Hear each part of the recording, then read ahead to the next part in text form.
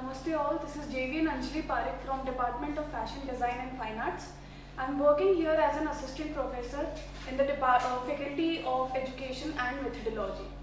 In the previous lecture, we were studying about the fundamental of design, which is a part of all the design elements and principles. We have discussed about all the other elements that are there like line, shape, form, texture. Now we are going to study is color. Yesterday we were discussing about what are the various color scheme and what are the different type of colors. Today and also we had discussed that what a color tries to express and what emotion does it holds. Now today we are going to study is our topic, which is color analysis. Why we are studying color analysis? It is because it is very important for a person to know what color suits to him or her and how they can beautify their better parts of their body and as well as how they can cover their flaws. मैं फिर से ये कहना चाहूँगी कि ज़रूरी नहीं है कि अगर आपका डार्क स्किन टोन है या ऐसा कुछ हो रहा है तो वो गलत है. कुछ भी सही गलत नहीं है. किसी भी इंसान का वो कैसा दिखता है, क्या उसका बॉडी शेप है, क्या उसका कलर है, इसमें उसका कंट्रीब्यूशन कोई नहीं 0% भी नहीं है. अगर बात करें हम कोई भी किसी के भी फीचर्स की तो वो जेनेटिकली होगा कि उनके एंसेस्टर्स कैसे हैं, उसके बेसिस पे उनकी पूरी बॉडी स्ट्रक्चर फॉर्म होती है. तो अगर किसी को घमंड है कि वो बहुत ज़्यादा सुंदर दिखता है तो उसमें उसका कोई खास कंट्रीब्यूशन नहीं है. अगर किसी को किसी बात का बुरा लगता है कि यार मैं ऐसा क्यों दिखता हूँ, तो उसका कंट्रीब्यूशन भी उसमें कुछ नहीं है. बात है कि आप कैसे दिख रहे हैं, उसको आप अच्छा और बुरा बना सकते हैं अपने खुद के लेवल पे. हम बात कर रहे हैं कलर एनालिसिस की. Colour analysis is what it is a tool that you can use to determine which color flatters you the most and based on your overall appearance and particularly the coloring of your eyes, hair and skin. You will be assigned one of the 12 color season. Each color season comes with a color palette specifically designed to harmonize with your natural coloring. हर किसी के hair colour अलग होगा, हर किसी का skin colour अलग होगा, हर किसी के आईज का कलर भी अलग होगा. कलर बेसिकली क्या कर रहा है, एक इल्यूजन प्रोवाइड कर रहा है. आप जैसे दिख रहे हो उसमें या तो कुछ ऐड करना या सब्सट्रैक्ट करना कलर या एलिमेंट्स ऑफ डिजाइन के हाथ में है. जब हम कलर एनालिसिस की बात कर रहे हैं तो हम आपके पूरी बॉडी को स्टडी करने की कोशिश कर रहे हैं इस तरीके से कि आप पर क्या कलर सूट करेगा या आप पर क्या शेप सूट करेगी. उस हिसाब से आपके फ्लॉज को हटाया जा सकता है और आपकी बॉडी को और ज़्यादा इन्हांस करा जा सकता है. Coming to the very next slide, हमने जो अभी पहले बात किया था, वी हैड डिस्कस्ड कि कलर कैसे बनता है. Colour is what basically a light that touches to a object and whatever the reflection comes forms a colour. किसी भी डायरेक्शन से लाइट का पास होना, ऑब्जेक्ट पे भिड़ के वापस रिफ्लेक्ट होने पर जो भी हमें दिख रहा है वो डिफरेंट शेड ऑफ कलर्स हैं. हर कलर की इंटेंसिटी अलग होती है, इसलिए हमें वो पर्टिकुलर कलर दिख पाता है. जैसे कि हम लोग विबग्योर की बात करते हैं. अब हम बात कर रहे हैं कि कलर्स कैसे अफेक्ट करता है अपीयरेंस को. आप जैसे ही ये पिक्चर को देखेंगे, सेम मॉडल है, सेम सनलाइट में इनका पिक्चर लिया गया है, बट नीचे वाला जो कलर है वो डिफरेंट है. इसमें हो क्या रहा है, जो ये कलर टोन है ये इनके फेस को और ज़्यादा ब्यूटिफाई कर रहा है. एज इन इनके जो भी डार्क एरियाज है वो नहीं दिख रहे, कोई ब्लेमिशेस नहीं दिख रहे हैं, स्मूथ स्किन दिख रही है और बहुत ही ब्राइट और अच्छी स्किन आपको इसमें दिखेगी. Coming to the next part, अगर आप ये वाला कलर देखेंगे तो ऐसा नहीं है कि बहुत ज़्यादा अच्छा है, पर ऐसा भी नहीं है कि इनको बिल्कुल सूट नहीं कर रहा. It is a neutral tone जिसमें इनके फीचर्स में कोई प्रॉब्लम नहीं आ रही है. Whereas if you come to this part, you will see कि यहाँ पर बहुत डार्क चीज़ें आपको दिखेगी, प्लस इनके ब्लेमिशेस और ये चीज़ें ज़्यादा हाईलाइट हो रही है. इनको कवर करने के लिए अगर आप ये कलर चूज कर लेते हैं तो वो आपकी स्किन को और ज़्यादा ब्राइटर और बेटर दिखाएगा. So basically this is role of color. Selecting the wrong colors for your clothes can leave you looking ill or off. if you want to have a wardrobe that makes you feel great, it is paramount to find the colors that will flatter you the most, and the color analysis is a great tool to help you find them. आपके लिए क्या colour suit कर रहा है ये ढूंढना, ये जानना हमारे लिए बहुत ज़्यादा ज़रूरी होता है. इससे आपका जो ओवरऑल अपीयरेंस है वो और ज़्यादा बेटर हो जाता है. Coming to the third slide, basically होता क्या है कि आपका कलर व्हील है, उसमें सारे कलर्स दिखाए जाते हैं. हमने कल भी बात करी थी what are the different colours, cool और वार्म सारे कलर्स की बात करी थी. अगर ये वाले शेड्स आप देखें तो ये वार्म कलर्स में आते हैं, और ये वाले कलर्स आप लोग देखें तो ये कूल कलर्स में आते हैं. वार्म कलर्स यूजुअली वो कलर्स होते हैं जिसमें येलो अंडरटोन होती है या फिर जिसमें थोड़ा बहुत भी येलोइश टोन्स आ रही हैं. वेयरएज अगर किसी भी कलर में आपको ब्लूइश या ग्रीनिश टोन्स दिख रहे हैं तो वो कूल कलर्स के अंदर आता है, या फिर कूल अंडरटोन भी हम लोग उसको बोल सकते हैं.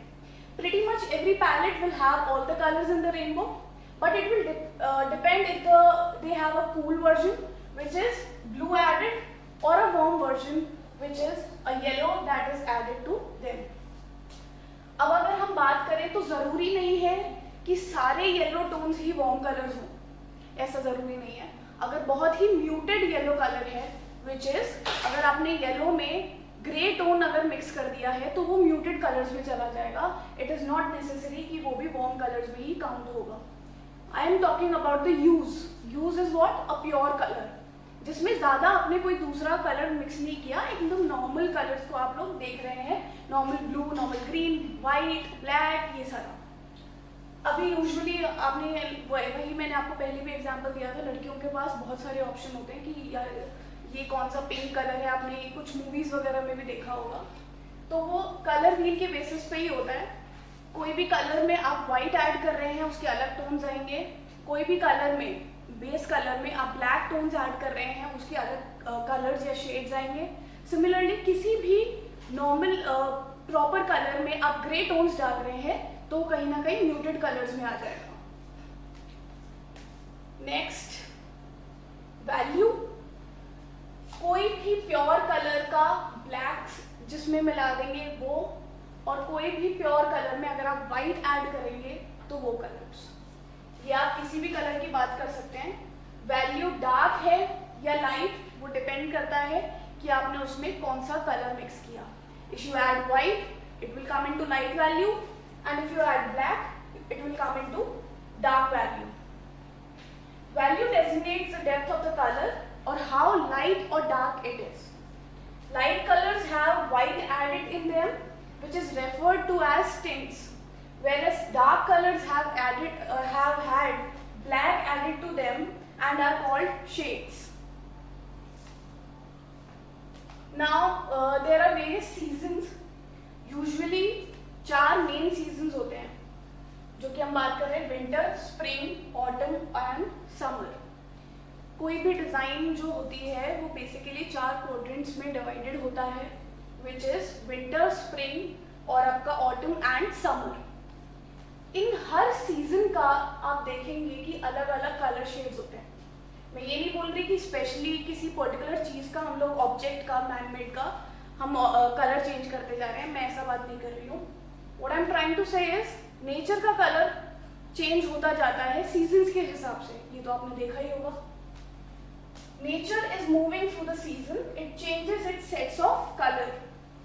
Think about the colors of landscape as they experience the 4 distinct seasons. जब आप सोचेंगे कि अलग अलग सीजन में एक ही जगह का कलर, आपको खुद भी दिमाग में आएगा कि हाँ कलर चेंज होता तो है.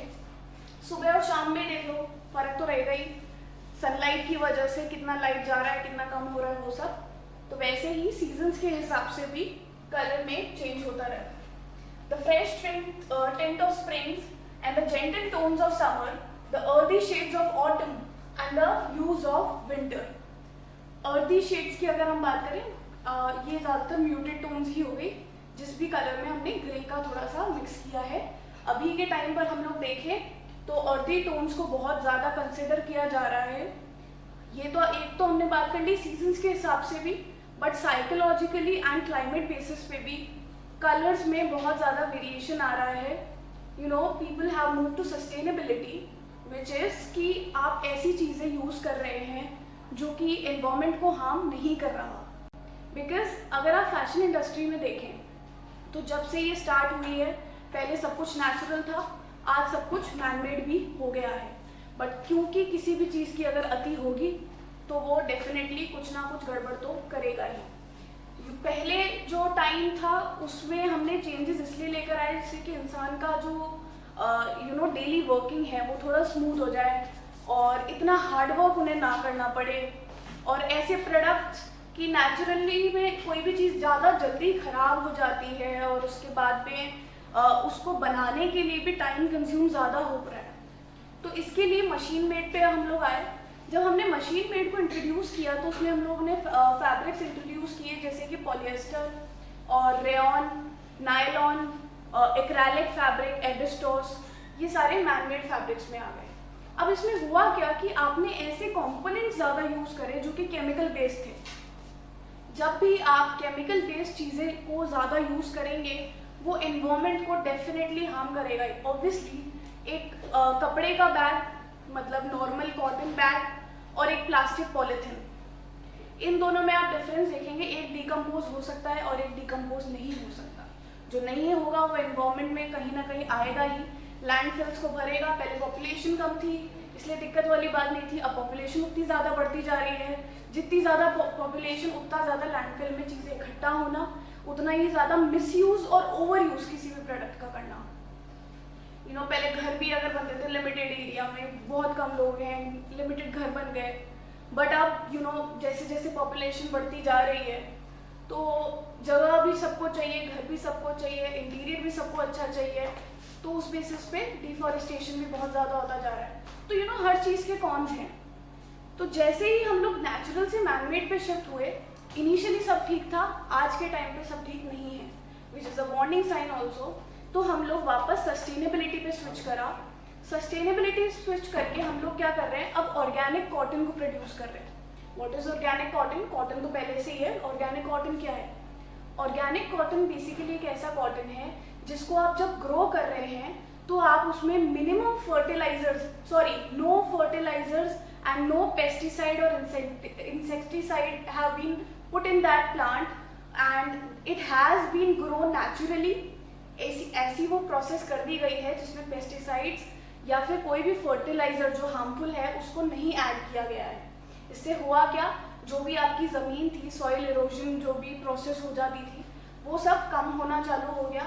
एंड वो पर्टिकुलरली जो कॉटन है उसको डाई भी नेचुरली करा जाता है, मतलब केमिकल डाइज का यूज़ नहीं होता, और वो आपकी बॉडी के लिए 1% भी हार्मफुल नहीं है। एंड उसको जब आप ग्रो करेंगे और मान लीजिए आप रिमूव भी कर रहे हैं, तो यूजुअली कॉटन को जब आप लोग ग्रो करते हैं तो आप उस लैंड पर साल भर में वापस खेती बाड़ी वहाँ पर नहीं कर सकते क्योंकि सॉइल उतना खराब हो चुका होता है। बट अगर आप ऑर्गेनिक कॉटन कहीं पर ग्रो कर रहे हैं तो आप वापस उसी विद इन अ मंथ आप वापस नया प्रोडक्ट को ग्रो कर सकते हैं। इससे क्या हो रहा है कि एनवायरनमेंट को ज़्यादा नुकसान नहीं हो रहा, ऐसी चीज़ें हम लोग यूज़ कर रहे हैं जो कि ज़्यादा बेटर है। हमने क्या करा, नेचुरल पे हम लोग वापस गए हैं, बट साथ में उसमें जो भी फ्लॉज थे, टाइम टेकिंग प्रोसेस हो गई या फिर कंजम्पशन के लिए हमने अगर ओवर प्रोडक्शन चालू कर दिया तो उस ओवर प्रोडक्शन में भी क्या ऐसे मेथड्स लेकर आए कि वो एनवायरनमेंट को हार्म ना करे, ऐसी सारी चीज़ें यूज़ होने लगी। सिमिलरली अब जो फैब्रिक्स यूज़ हो रहे हैं जहाँ पे हम अभी पहले थे मतलब अर्दी टोन्स के, तो ऐसे फैब्रिक, ऐसे कलर्स यूज़ करे जा रहे हैं जो कि बहुत ही एनवायरनमेंट फ्रेंडली हैं और you can relate to the earth, you can feel better with that. At the very next point, this change in colors occurs because the how light reflects the natural world. Each time the sun changes its position, it paints the world in a new light. जैसे जैसे सन अपना position को change करता है वैसे वैसे नई light हमारे एनवायरनमेंट को या फिर आसपास से मिलता जाता है, वैसे ही हमारे कलर टोन्स बदलते जाते हैं।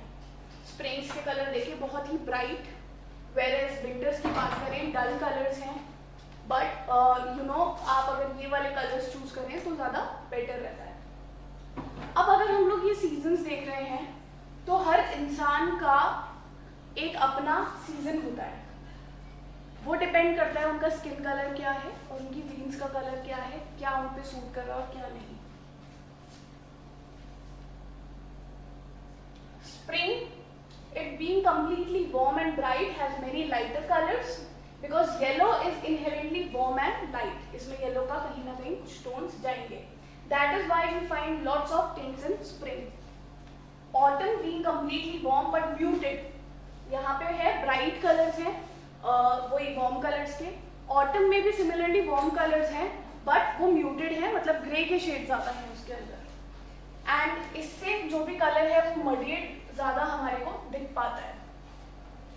In the next session we are going to do is this. We are going to study the season color analysis, where we will try to define what color suits to a person and what season he or she belongs to, so that they can clearly understand which colors are their color palette and how they can use them to beautify themselves.